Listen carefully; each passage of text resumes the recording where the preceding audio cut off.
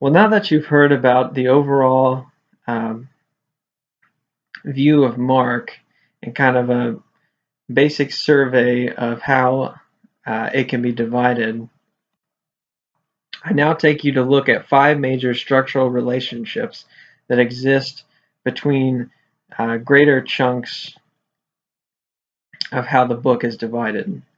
The first is one of preparation, and where we see the beginning first 13 verses outlining both a title, which gives a hint at all that is to follow, as well as the ministry of John the Baptist, who is the one who makes the way for Jesus and his ministry.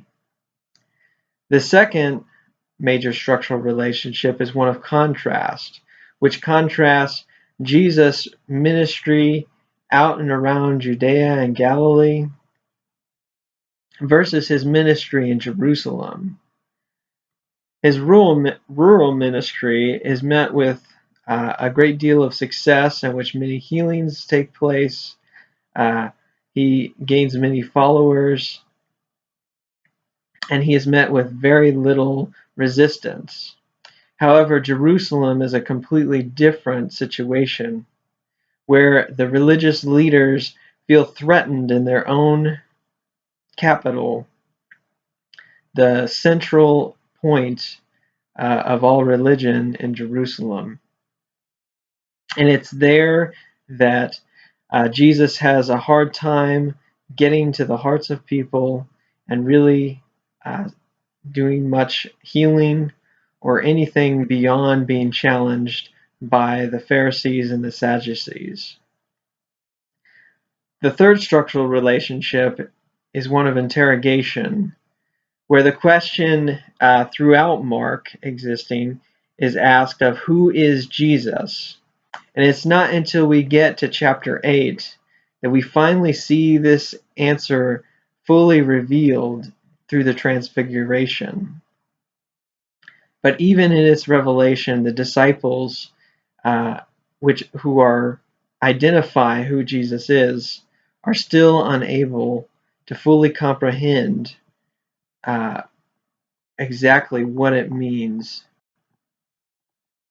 when they say that Jesus is the Messiah.